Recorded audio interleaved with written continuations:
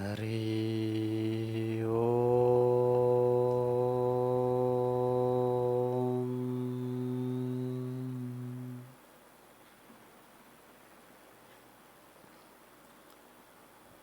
ओम श्री सद्गुरु परमात्मने नमः।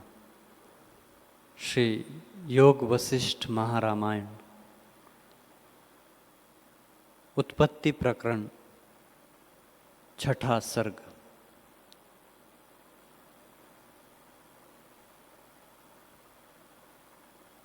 राम जी ने पूछा, हे भगवान, वह देव जो तुमने कहा कि जिसके जानने से संसार बंधन से मुक्त होता है, कहाँ स्थित है और किस प्रकार मनुष्य उसको पाता है? श्री वशिष्ठ जी बोले, हे राम जी, वह देव दूर नहीं, शरीर में ही स्थित है, नित्य चिन्मात्र, सबसे पूर्ण और सर्व विश्व से रहित है। चंद्रमा को मस्तक में धरने वाले सदाशिव, ब्रह्मा जी और विष्णु और इंद्र आदि सब चिन्मात्र रूप है, बल्कि सब जगत चिन्मात्र रूप है। राम जी बोले, हे भगवान, यह तो अज्ञानी बालक भी कहते हैं कि आत्मा चिन्मात्र है। तुम्हारे उपदेश से क्या सिद्ध हुआ? वशिष्ठ जी बोले, हे राम जी, इस विश्व के चेतन जानने से तुम संसार समुद्र को नहीं लांघ सकते। इस चेतन का नाम संसार है। चेतन जीव है, संसार नाम रूप है। इससे जरा मरण रूप तरंग उत्पन्न होते हैं, क्योंकि अहम से दुख पाता है। हे राम जी, चैतन्य होकर जो चेतता है सो अनर्थ का कारण है, और चेतन से रहित जो चैतन्य है वह परमात्मा है। उस परमात्मा को जानकर मुक्ति होती है, सब चेतनता मिट जाती है। हे राम जी, परमात्मा के जानने से हृदय की चिद जड़ ग्रंथि टूट पड़ती, अर्थात अहम मम नष्ट हो जाते हैं। तब संशय छेदे जाते हैं और सब कर्म क्षीण हो जाते हैं। राम जी ने पूछा, हे भगवान, चित्त चैतन्य मुख होता है, तब आगे दृश्य स्पष्ट भासता है। इसके होते चित्त के रोकने को क्यों कर समर्थ होता है, और दृश्य किस प्रकार निवृत्त होता है? वशिष्ठ जी बोले, हे राम जी, दृश्य संयोगी चेतन जीव है। वह जन्म रूपी जंगल में भटकता भटकता थक जाता है। चैतन्य को जो चेतन अर्थात चिदाभास जीव रूप प्रकाशी कहते हैं, सो पंडित भी मूर्ख है। यह तो संसारी जीव है, इसके जानने से कैसे मुक्ति हो? मुक्ति परमात्मा के जानने से होती है और सब दुख नाश होते हैं। जैसे विसूची का रोग उत्तम औषधि से ही निवृत्त होता है, वैसे ही परमात्मा के जानने से मुक्ति होती है। राम जी ने पूछा, हे भगवान, परमात्मा का क्या रूप है? जिसके जानने से जीव मोहरूपी समुद्र को तरता है। वशिष्ठ जी बोले, हे राम जी, देश से देशांतर को दूर जो संबित निमेष में जाता है, उसके मध्य जो ज्ञान संबित है, सो परमात्मा का रूप है।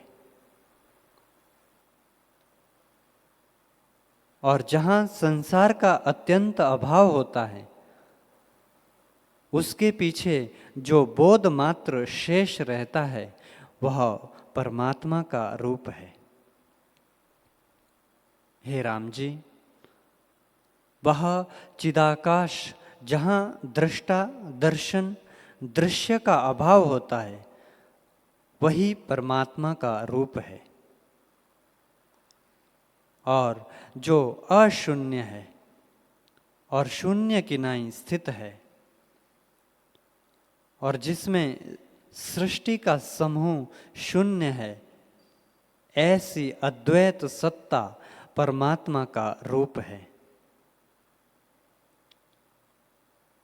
हे राम जी, महाचैतन्य रूप बड़े पर्वत की नाई जो चैतन्य स्थित है और अजड़ है, पर जड़ के समान स्थित है, वह परमात्मा का रूप है।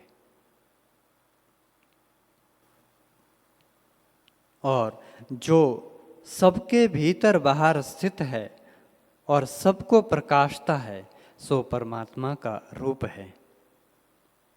हे राम जी, जैसे सूर्य प्रकाश रूप और आकाश शून्य रूप है, वैसे ही यह जगत आत्म रूप है। राम जी ने पूछा, हे भगवान, जो सब परमात्मा ही है, तो क्यों नहीं भासता? और जो सब जगत भासता है, इसका निर्वाण कैसे हो? वशिष्ठ जी बोले, हे राम जी, यह जगत भ्रम से उत्पन्न हुआ है, वास्तव में कुछ नहीं है। जैसे आकाश में नीलता भासती है, वैसे ही आत्मा में जगत भासता है। जब जगत का अत्यंत अभाव जानोगे, तब परमात्मा का साक्षात्कार होगा और किसी उपाय से ना होगा। जब दृश्य का अत्यंत अभाव करोगे, तब दृश्य उसी प्रकार स्थित रहेगा, पर तुमको परमार्थ सत्ता ही भासेगी। हे राम जी, चित्त रूपी आदर्श दृश्य के प्रतिबिंब बिना कदाचित नहीं रहता। जब तक दृश्य का अत्यंत अभाव नहीं होता, तब तक परम बोध का साक्षात्कार नहीं होता। इतना सुनकर राम जी ने फिर पूछा कि हे भगवान, यह दृश्य जाल आडंबर मन में कैसे स्थित हुआ है? जैसे सरसों के दानों में सुमेरु का आना आश्चर्य है, वैसे ही जगत का मन में आना भी आश्चर्य है। वशिष्ठ जी बोले, हे राम जी, एक दिन तुम वेद धर्म की प्रवृत्ति सहित सकाम यज्ञ योग आदि त्रिगुण से रहित होकर स्थित हो और सत्संग और सतशास्त्र परायण हो, तब मैं एक ही क्षण में दृश्य रूपी मैल दूर करूंगा। जैसे सूर्य की किरणों के जाने से जल का अभाव हो जाता है, वैसे ही तुम्हारे भ्रम का अभाव हो जाएगा। जब दृश्य का अभाव हुआ, तब दृष्टा भी शांत होवेगा, और दोनों का अभाव हुआ तब पीछे शुद्ध आत्म सत्ता भी भासेगी। हे राम जी, जब तक दृष्टा है तब तक दृश्य है, और जब तक दृश्य है तब तक दृष्टा है। जैसे एक की अपेक्षा से दो होते हैं, दो है तो एक है, और एक है तब दो भी है। एक ना हो तब दो कहाँ से हो। वैसे ही एक के अभाव से दोनों का अभाव होता है। दृष्टा की अपेक्षा से ही दृश्य और दृश्य की अपेक्षा करके दृष्टा है। एक के अभाव से दोनों का अभाव हो जाता है। हे राम जी, अहमता से आदि लेकर जो दृश्य है सो सब दूर करूंगा। हे राम जी, अनात्म से आदि लेके जो दृश्य है वही मेल है। इससे रहित होकर चित्त रूपी दर्पण निर्मल होगा। जो पदार्थ असत है उसका कदाचित भाव नहीं होता, और जो पदार्थ सत है सो असत नहीं होता। जो वास्तव में सत ना हो उसका मार्जन करना क्या कठिन है।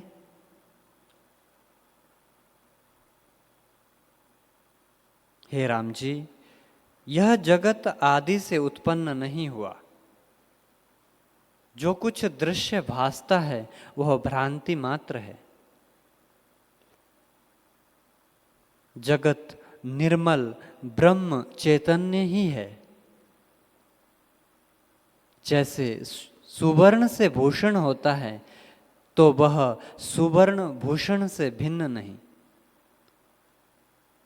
वैसे ही जगत और ब्रह्म में कुछ भेद नहीं। हे राम जी, दृश्य रूपी मल के मार्जन के लिए मैं बहुत प्रकार की युक्ति तुमसे विस्तार पूर्वक कहूंगा। उससे तुमको अद्वैत सत्ता का भान होगा।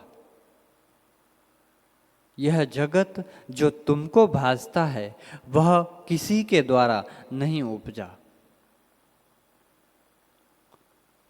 जैसे मरुस्थल की नदी भासती है और आकाश में दूसरा चंद्रमा भासता है, वैसे ही यह जगत बिना कारण भासता है। जैसे मरुस्थल में जल नहीं, जैसे वंध्या का पुत्र नहीं, और जैसे आकाश में वृक्ष नहीं, वैसे ही यह जगत है। जो कुछ देखते हो वह निराम्य ब्रह्म है। यह वाक्य तुमको केवल वाणी मात्र नहीं कहे हैं, किंतु युक्ति पूर्वक कहे हैं। हे राम जी, गुरु की कही युक्ति को जो मूर्खता से त्याग करते हैं उनको सिद्धांत नहीं प्राप्त होता। इतना सुन राम जी ने पूछा, हे मुनीश्वर, वह युक्ति कौन है और कैसे प्राप्त होती है जिसके धारण करने से पुरुष आत्म पद को प्राप्त होता है? वशिष्ठ जी बोले, हे राम जी, मिथ्या ज्ञान से जो विसूचिका रूपी जगत बहुत काल का दृढ़ हो रहा है वह विचार रूपी मंत्र से शांत होता है।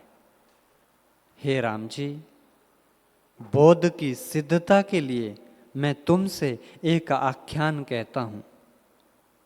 उसको सुन के तुम मुक्त आत्मा होंगे। और जो अर्ध प्रबुद्ध होकर तुम उठ जाओगे तब तिर्यक आदि योनि को प्राप्त होगे। हे राम जी, जिस अर्थ के पाने की जीव इच्छा करता है उसके पाने के अनुसार यत्न भी करे और थक कर फिरे नहीं तो अवश्य उसको पाता है। इससे सत्संगति और सतशास्त्र प्रायण हो जो तुम इनके अर्थ में दृढ़ अभ्यास करोगे तब कुछ दिनों में परम पद पाओगे। फिर राम जी ने पूछा, हे भगवान, आत्मबोध का कारण कौन शास्त्र है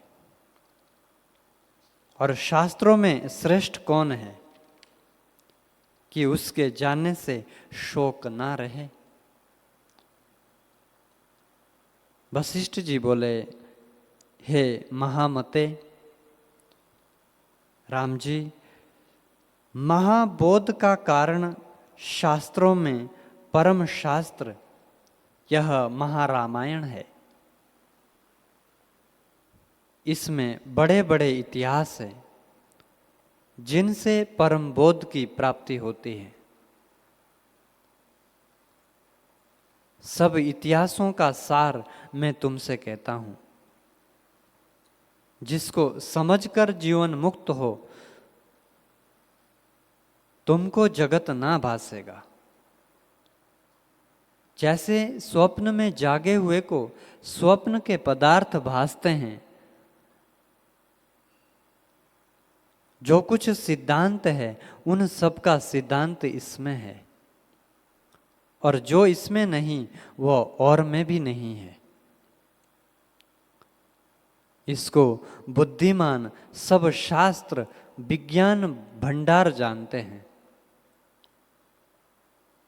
हे राम जी, जो पुरुष श्रद्धा संयुक्त इसको सुने और नित्य सुन के विचारेगा उसकी बुद्धि उद्धार होकर परम बोध को प्राप्त होगी।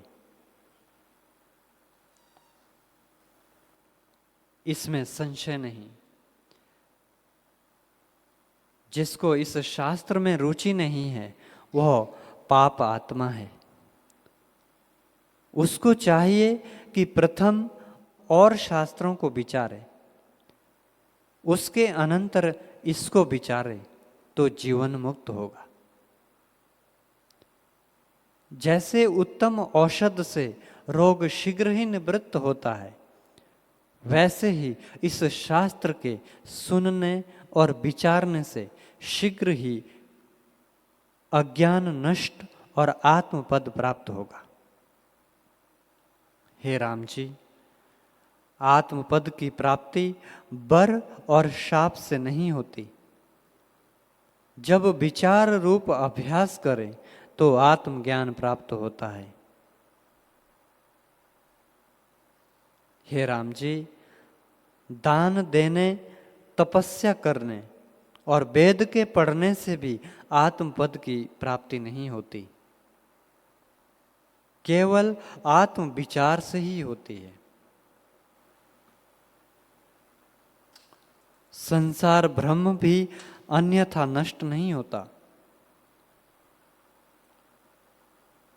वशिष्ठ जी बोले, हे राम जी, जिस पुरुष के चित्त और प्राणों की चेष्टा और परस्पर बोधन आत्मा का है और जो आत्मा को कहता भी है, आत्मा से तोषवान भी है और आत्मा ही में रमता भी है, ऐसा ज्ञाननिष्ठ जीवन मुक्त होकर विधेय मुक्त होता है।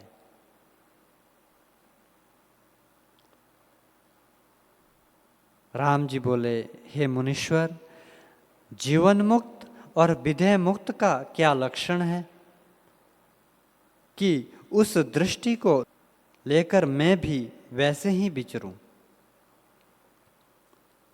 वशिष्ठ जी बोले, जो पुरुष सब जगत के व्यवहार करता है और जिसके हृदय में द्वैत भ्रम शांत हुआ है, वह जीवन मुक्त है। जो शुभ क्रिया करता है और हृदय से आकाश की नाई निर्लेप रहता है, वह जीवन मुक्त है। जो पुरुष संसार की दशा से सुषुप्त होकर स्वरूप में जागृत हुआ है और जिसका जगत भ्रम निवृत्त हुआ है, वह जीवन मुक्त है।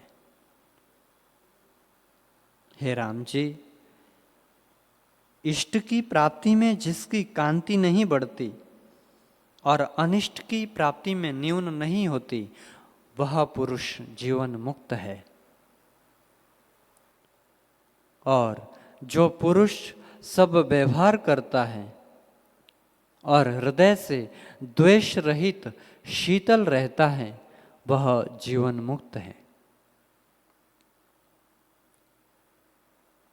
हे राम जी, जो पुरुष राग द्वेष आदिक संयुक्त दृष्टि आता है, इष्ट में रागवान दिखता है और अनिष्ट में द्वेषवान दृष्टि आता है, पर हृदय से सदा शांत रूप है, वह जीवन मुक्त है।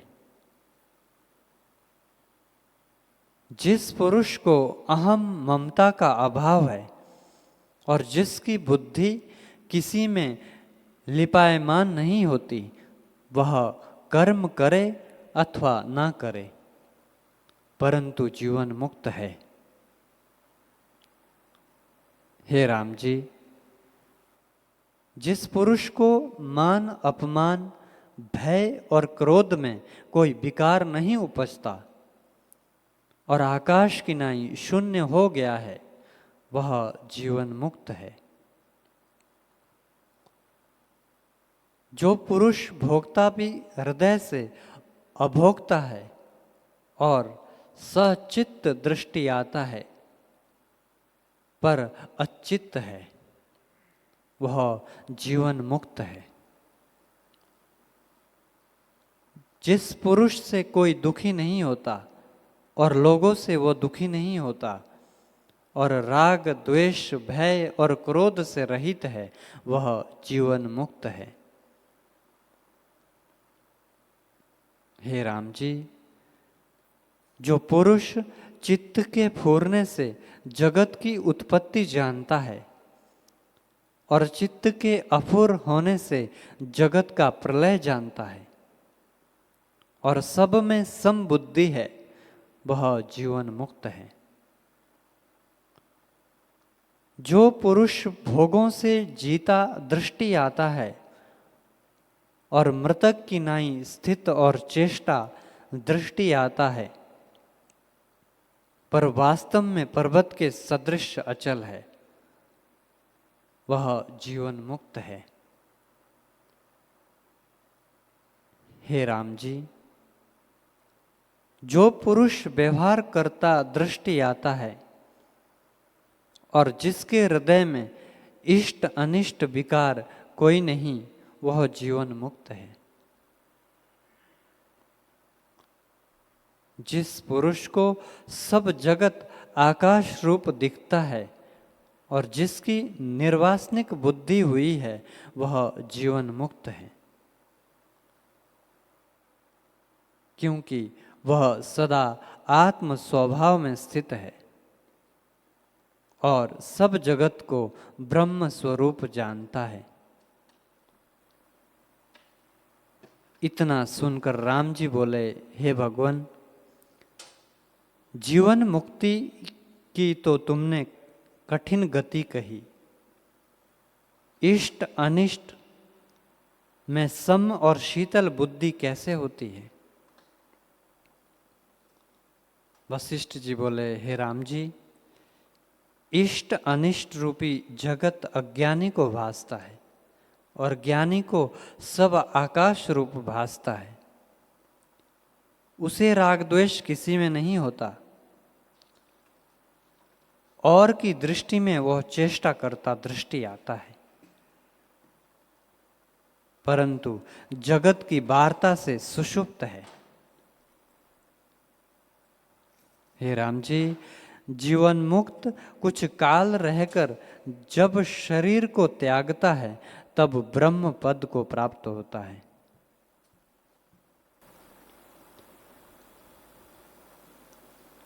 हरि ओम।